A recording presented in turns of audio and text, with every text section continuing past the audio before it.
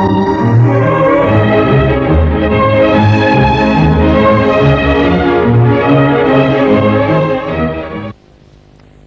Mamet, you're one of the great American playwrights, American Buffalo, Glengarry Glen Ross, Oleana.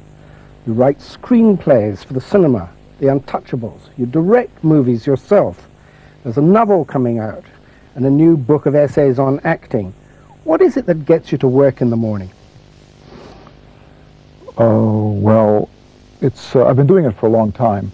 And when I first started out, I started writing because it interested me, and I was good at it.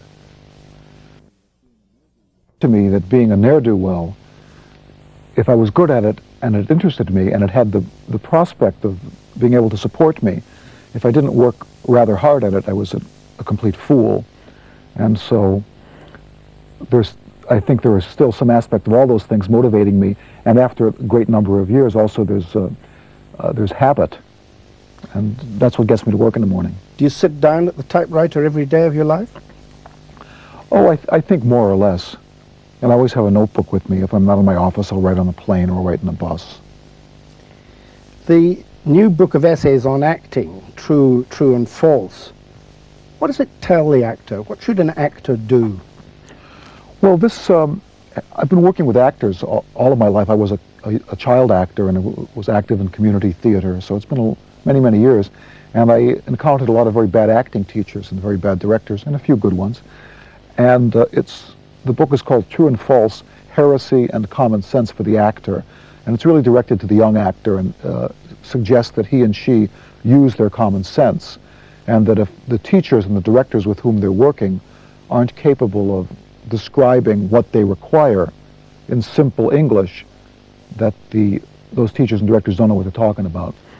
So to a large extent, the book is a riposte to bad teaching of what's generally called the Stanislavski system, which suggests that the actor and actress create in themselves an emotional state and then go out and perpetrate it on the audience. It's a bunch of nonsense. It doesn't make for good acting, it doesn't make for a happy audience, and it makes for extraordinarily unhappy actors. What should they do instead? What they should do is they should learn the lines. They should try to understand very, very simply what the character in the script is doing, to try to find a congruent action for themselves, which is physically capable of being done. The laws of human consciousness aren't suspended just because an actor steps foot on stage. Whether on or off stage, no human being is going to do anything well that doesn't interest them. So what's required of the actor is not concentration, which is a bugaboo used to beat young actors over the head. You aren't concentrating enough. Concentrate on your emotional memory, concentrate on your sense memory, concentrate on your character. That's nonsense. Concentration is like water. It seeks its own level. That's how magic works. We're drawn to that thing that's most interesting. And while we're drawn to that thing that's most interesting, the magician's putting the rabbit in the hat. Just so on stage, we're drawn to that thing which is most interesting. To most people, that's their performance. And whether they say to themselves, how am I doing? I want to do a good job. Or they say to themselves, how am I doing? I want to make sure I understand how I felt when my kitten died. Those two they're exactly the same. It's concentrating on one's own performance. The way you make a performance interesting is the way you make anything in life interesting, by taking your attention off yourself and putting it on something that you're doing. What does the director do? What does the director do? Well, the director most often gets in the way of the actors. That's their office. What a director can do is to help the audience understand the play through the medium of the actor, and also through the medium of the plastic elements of the production. What's the rights of the author? What's the role of the author once a play is in production? Well, the role of the author, Stanislavski said something really great. He said that once a play is opened, it's the director's job, especially in the last few dress rehearsals, to pace up and down in the back of the theater, muttering to himself, well, they've ruined it. But I think the writer's job is everybody's job is the same in the theater. It's to communicate the play to the audience. That's what they're there for. They aren't there to undergo something. They aren't there to perfect their self-knowledge. They aren't there to become the character. It's a bunch of bourgeois, people paid to hear the play, and it's the job of the writer, the director, the actors, and the scenic people to make the play clear and as enjoyable as possible. So the author should be cutting where cutting is needed. If the scene, the play, the sentence is too long, clarifying where clarification is needed if the action is not clear, and learning over, and it takes a long time, to hold his or her peace if the issue's in doubt. Have you beaten time? Do you want people to keep a tempo? Do you set a pace? Well, I hope that the line is doing that. That the line is written in a certain rhythm, and it's probably easier to speak it in that rhythm. In the theatre, it's words that carry the story. Words are the story. Right. In the movies, it's pictures that carry the story. How do you set about facing that very different task? Well, it's two different tasks. I mean, it's the same thing as building a model boat or framing out a house. They both have aspects of carpentry in them, but you have to keep your attention on what the end product is. As you say, the end product of the screenplay is pictures, because we see a picture, we understand the story immediately. That the perfect screenplay shouldn't have any dialogue in it. So that's something to strive for. And should the perfect stage play have no business in it? No, it shouldn't have any business in it. It should have solely those stage directions without which the play is incomprehensible. For example, he shoots her, or she shoots him, or everyone dies of the plague, or etc. When you write for the stage, do you hear the words in your head? I think so. I mean, do you say them out loud to yourself as you type? I think so. Have you captured a language that characterizes much of your work, or have you invented a language? Well, that's a good question. I mean, I don't know. It was somebody, it was Matisse, I think, was nearsighted. And this famous story, at the end of his life, he got eyeglasses, and he, for the first time he could see, he says, "Oh my God, I see like Bouguereau," you know. That was it a defect or a gift? Where did you hear the rhythms of American speech that you give us? Well, people talk them. I mean, that's what they say on the street. Do they say them in the street in Chicago or Sure. across the states? Is it a Chicago language? I think so. I grew up in Chicago, and the patterns of speech around the country, even in spite of television, are fairly different. Is it a Jewish language?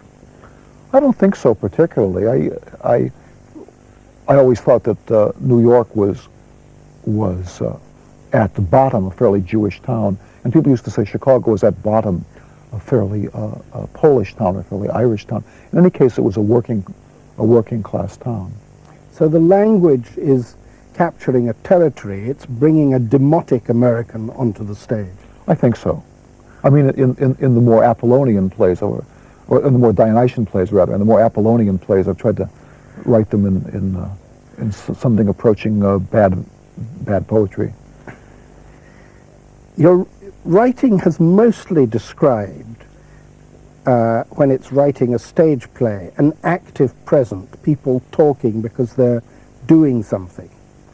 Now, at the age of 50, you've given us The Old Neighborhood, which begins to be a play, doesn't it, about memory. You've started to look back to your childhood. Well, yeah, The Old Neighborhood is kind of a companion piece to the play I did before called The Cryptogram, both of which plays deal with a situation, and a domestic situation. The Cryptogram deals with it in the present, 40 years ago, and The Old Neighborhood deals with it retrospectively. And The Old Neighborhood is very much in the American tradition of what used to be called the kitchen play. There's people sitting around the kitchen, you know, probably in their T-shirts, kvetching about something that happened some time ago. Not the kitchen sink. No, I hope not. When did your family come to this country? My grandparents came here on my mother's side just before the First World War, and on my father's side in 1921. Where did they come from? My mother's people came from Warsaw, and my father's people came from a little village on the Bug River in kind of, I think it was due west of Lvov, but on the Russian-Polish border. Have you ever been back to have a look? No. Did you know your grandparents? Oh, sure, I knew him well.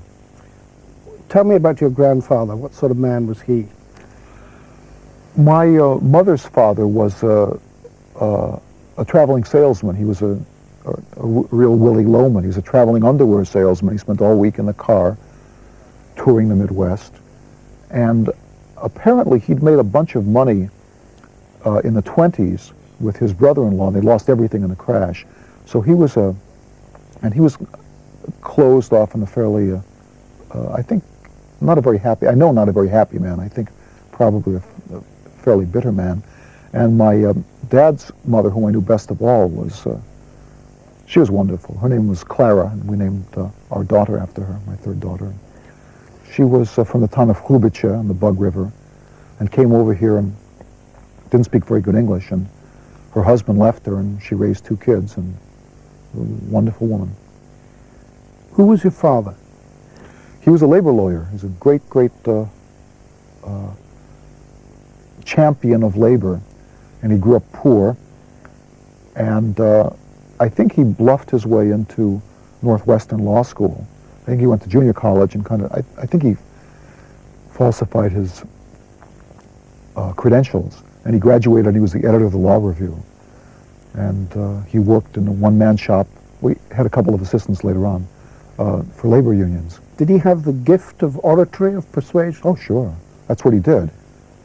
He was a great negotiator. Did you hear him plead?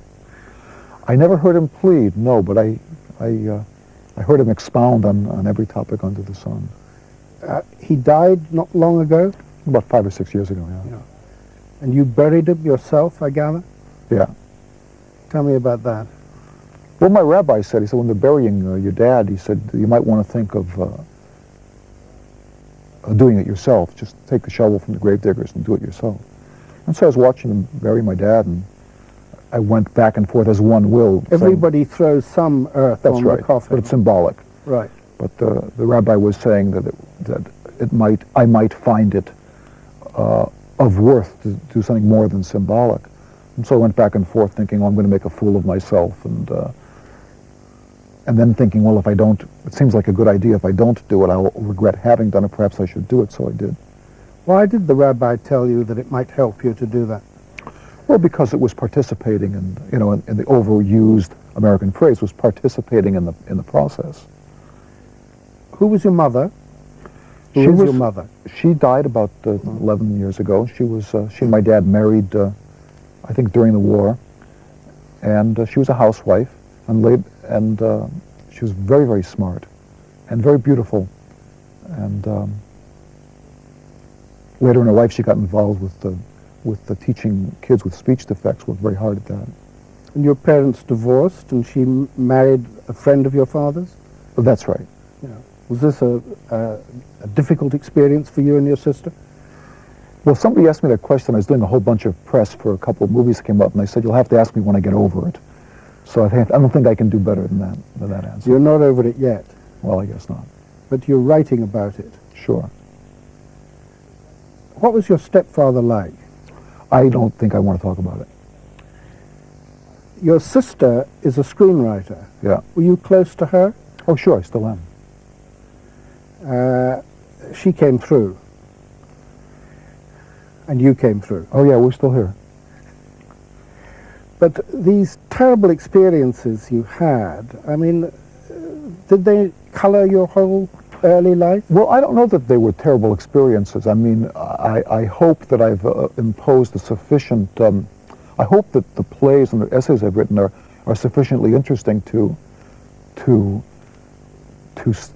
stand on their own. And I perhaps delude myself that there is somewhat of a screen of a sufficient opacity between myself and my youth, whatever it may have been, to allow either myself or the audience to appreciate the work on its own without saying, oh, this must be true because.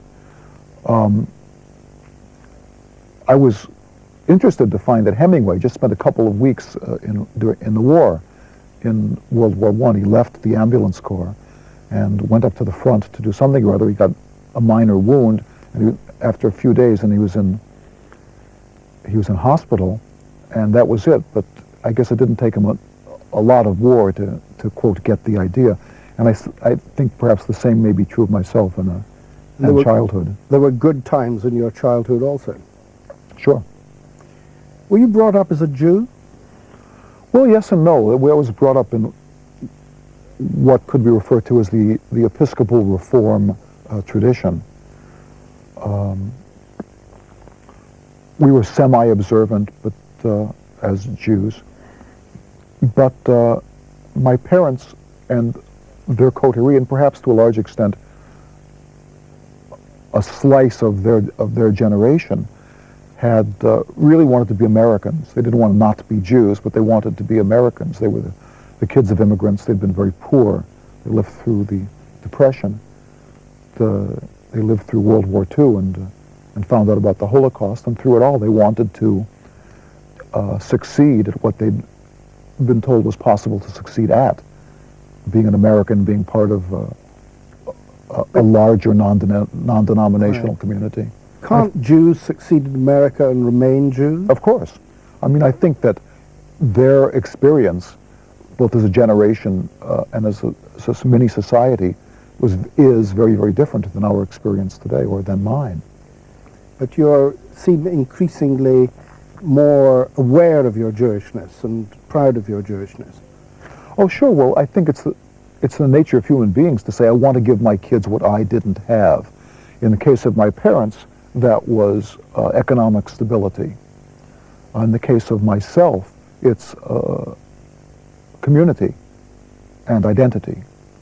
And you do that in your family, as it were. I try. Yes. But I mean, in the old neighborhood, one of the men says to another that since he's married a non-Jewess, then perhaps the children aren't Jewish. Right, well, that's one of the questions. Do you tell your children they're Jewish? I don't have to. They are Jewish. They don't, Right. They don't need anybody to tell them. When did you begin to know that you would write?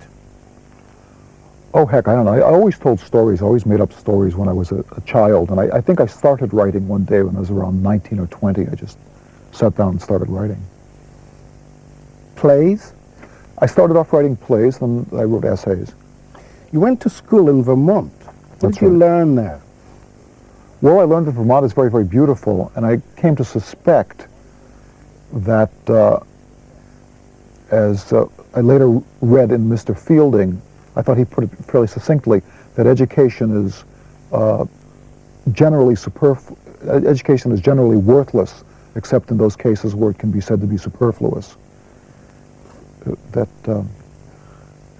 Thorsten Veblen wrote a very interesting book about higher education. And he called it Higher Education, A Study in Depravity.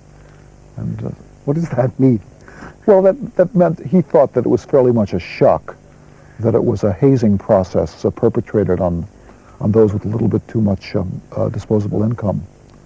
And that's kind of been my experience, at least in the liberal arts department. You were teaching acting, I think, at the same time as you were first writing for the theatre. So you were always, from then on anyway, writing for performance. That's right. Did other writers influence you at all? Oh, sure. I think prime among them was Harold Pinter, because you spoke of demotic language. That's what he was writing, in the review sketches and The Night Out and The Birthday Party and all of those plays dramatized things that I'd heard and seen and experienced, and they weren't a traditional, or didn't appear to be a traditional dramatic expression. They were thrilling. With pauses. Well, a pause is part, if you listen to it, a pause is part of the line. Do the words, so the pause conveys meaning as well as the words convey meaning? Of course. Is there a subtext? Is there something going on under the surface of your words? Well, I hope so. I mean, it seems to me bad drama to have everyone, quote, say what they think, because in real life people never say what they think. They speak to gain something from the other person. Once in a while that language is performative. Perhaps. It's I would say perhaps it's it's closer to extortative, manipulative than performative. It's all, people always and only speak to get something from the other person. So to say that so subtext is a term I've never really understood. I almost think I know what it means, but I'm not sure. I mean, it's always there, so we don't have to call it the subtext. I think perhaps that's what I think, yeah. In Chicago, when you were working there, there was the famous Second City Review where sketches were performed. That obviously had an influence on the way in which you wrote in Duck Variations. Or, right. I mean, what are the advantages and disadvantages of that sort of writing? Well, nothing need be longer than it actually needs to be, as it were. The scenes all seemed to be 7 or 8 minute sketches at Second City. In fact, one of the groups that I worked there as a kid, as a busboy, and one of the groups that came over was from just the name just went out of my head. It wasn't Beyond the Fringe, but it was the other group from the 60s. Right. Jeremy Geit was in the group, and a lot of wonderful English actors. An improvisatory theater group. And the sketches all seemed to be a 7 minute, 8 minute sketch. Perhaps not coincidentally, like the 7 or 8 minute blackouts of which television was made in those days, which were either dramatic or comedic blackouts, and you have a commercial and you have another scene. And made a great impression on me, that perhaps that was the human attention span, and that you should make your point then and get on to another scene. Can one construct an entire evening's play on that basis? Well, Chekhov did. I mean, that's what those plays are. What do you get from Chekhov? Well, Chekhov was a very good writer, and there are many things to be gotten from. One of them is how screamingly funny minute interchanges are, which I think, looking at his plays, and he thought, when you read him talking about his plays, was the point of the whole exercise. Do his characters communicate with each other or fail to communicate with each other? Well, I think that they do communicate with each other, but, you know, the Catholics say God always answers our prayers. Sometimes the answer is no. So the characters in Chekhov are communicating with each other, but most of the time the answer is no. Part of your subject matter seems to be men's relationships with men. Is that right? Yes, and part of it's men's relationships with women. But less so. I don't know. Is it harder for you to write parts for women than for men? No. But I think you say somewhere that you have to work to find out what a woman has gone through or could be going through. I don't know. Did I say that? I think so. Oh. Perhaps it was at the time. But do men need the comfort of relationships with other men? And is that territory which you can stake out for them in what you write? Well, I don't know. I mean, most of my last few plays have been about men and women. The Cryptogram and Oleana and Speed the Plow and this new one, The Old Neighborhood, have been about men and women. Must a writer write out of his or her experience? Well, I don't know. You know, the question, to be a writer and especially to be a dramatist is to be a sort of psychotic, you know, or schizophrenic. One has, especially as a dramatist, two voices in one's mind all the time, and they both seem to make sense that each one of them has an opposing view, or else it isn't drama. So the question is, what does experience mean? Is imagination experience? Is history experience? Or could one stretch the point past any useful elasticity and say insight is experience? The point, I don't know. The point is it should be true. And I think that a good writer, perhaps, is one who is not going to classify, not going to differentiate between those three categories of thinking, but rather just to simply ask the question, is it true? When you write for the stage, you're in control. Can you be in control if you write for the movies, or write for Hollywood, say? Well,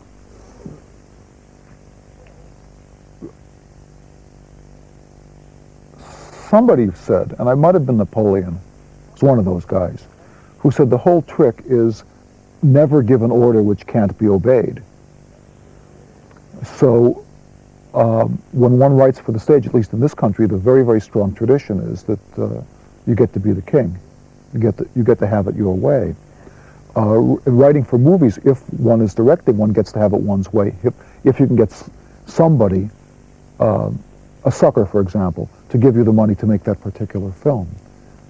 When you write a screenplay for someone else to direct, do you, as it were, surrender it when the director takes over? Oh, sure, there's no as it were about it. Yeah. I mean, there you go. But when you direct yourself, you have fun. That's right. I have some fun writing for other people, too. Does Hollywood aim high enough? Oh, golly, I don't know. I mean, you know, it is what it is. The wonderful thing about Hollywood is it's an extraordinarily predictable and blatant place. As nothing is hidden. Everything is exactly what it seems to be. I saw some pretty good movies last year. Speed the Plow seems to suggest that it doesn't aim high enough.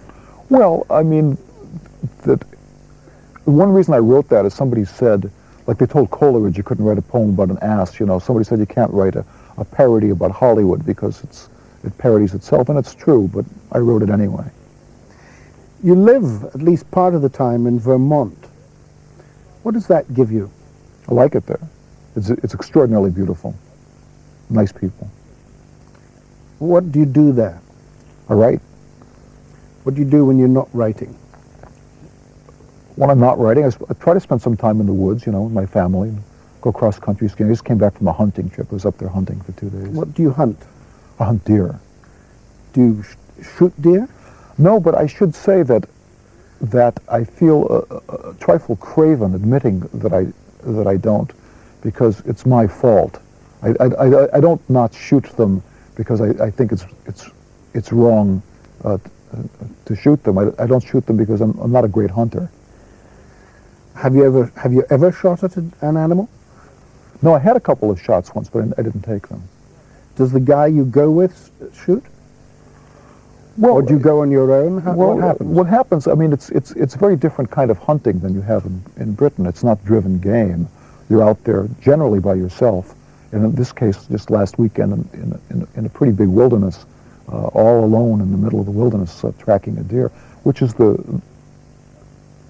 that's the beauty of it. I mean, it's a great experience. Can you read tracks? Do deer tracks tell you what's going on? I can read them a little bit, sure.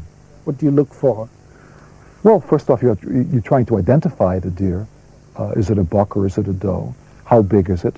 How long ago did it come through? How quickly was it moving? And then when you're tracking a deer, you can see how far they are in front of you. You can kind of judge through the age of the track. When they stopped and looked back, did they stop and eat? What did they eat? What's their spoor like? There's all sorts of. I mean, the great trackers up there are genius. They'll go and look at the spoor and they'll say, well, wait a second, what was the deer eating? Aha, as it was eating that, where must it come from? Let me go back over there, knowing the hours that the deer fed. That's probably where it's going to be tomorrow morning. What does living in Vermont tell you about American democracy? I don't think it tells me anything about them. What are you suggesting? Well, there's a piece you wrote that I read the other day about protesting a nuclear waste disposal proposal that had been made for your part of the Oh, that's a long woods. time ago, yeah. Well, one thing about Vermont is it does still have the American tradition of small, vociferous local government.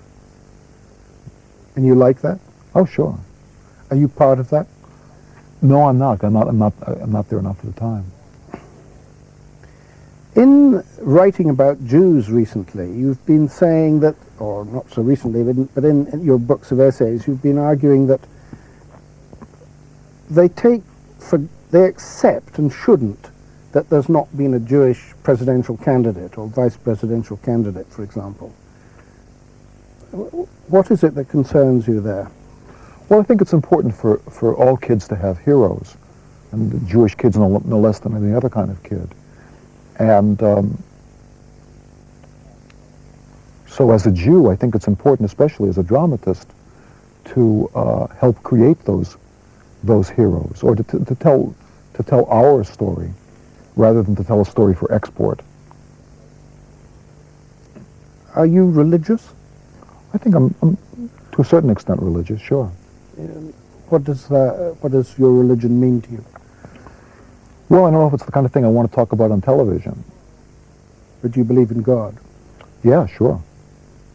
I think everybody, maybe I'm deluded, but I think everybody believes in God, but at the risk of sounding like what do you call those greeting cards, I think we may call God by different names. Do you meet him in the woods? Oh, I don't know. I don't want to get all gushy on you. Surely having an ethnic identity and yet an American identity is precisely the American experience. Perhaps. I think that it probably is the American experience, or the paradigmatic American experience, but on the other hand, it's not the experience to which traditionally we have alluded.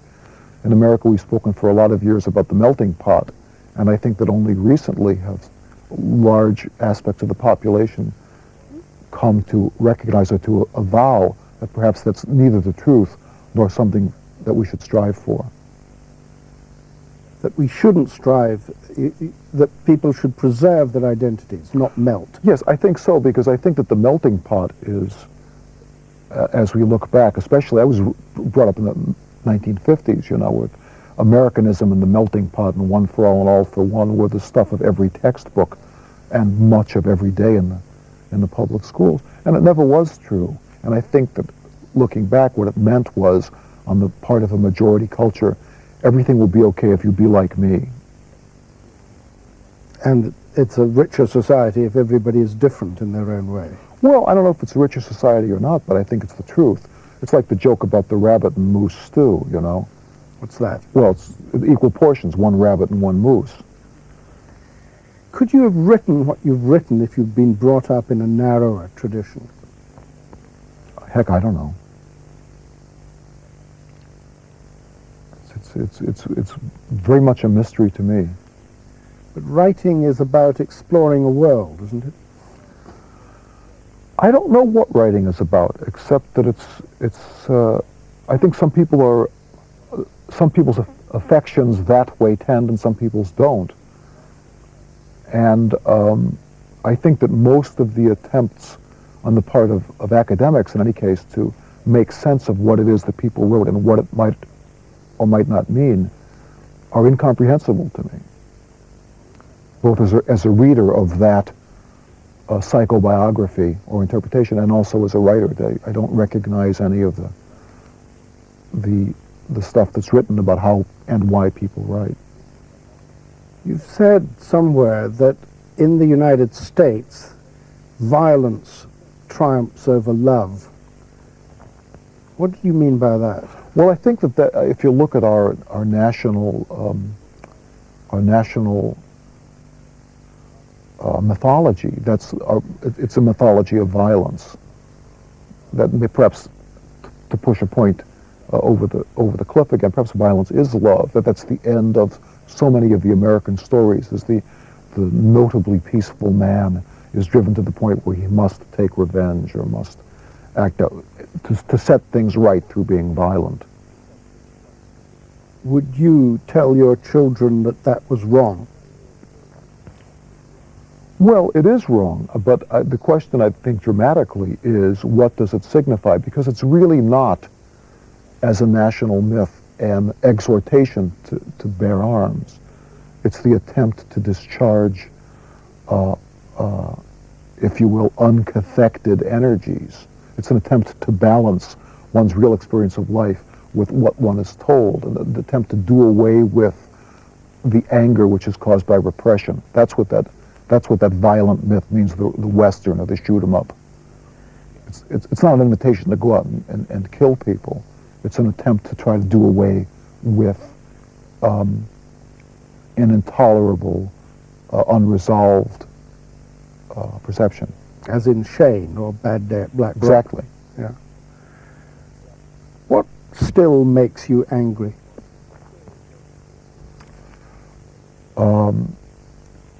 computers and especially computers on the telephone. I hate it more than anything else in the world when a computer voice on the telephone says thank you, because I'm not quite sure how one should respond. I mean, one obviously isn't supposed to say you're welcome, but on the other hand, curse God and die, you son of a microchip, doesn't seem to be, there's still no one listening to that either. What's your greatest happiness? Oh, well, I was pretty happy in the woods. I love writing. I love being with my family, with my friends, working. What do you fear? What do I fear? Oh, that's a very good question. What do I fear? Gosh, I don't know. I have remembered, but I'm not going to tell you. What do you still hope to achieve? Well, I'd kind of like to get a deer someday. I didn't think one goes into the woods and it's a great experience, and one comes out having not gotten a deer and says, it doesn't make any difference, and what a wonderful time. I wouldn't have traded those days for anything. But then I got up this morning, and Morris, who lives down the road, said he shot this 8-point, 175-pound buck right across the road from my house, and how he was going to get it mounted and put on a big board, and his head turned a little to the side. And I must admit I became envious. How would you like us to remember you? Oh, I don't know. I don't know that it really makes any difference. You know, my rabbi is a very smart guy. His name is Larry Kushner. And he said anybody who's interested in making, what do you call it, last requests, has missed the whole point of being dead. So I think that that's true.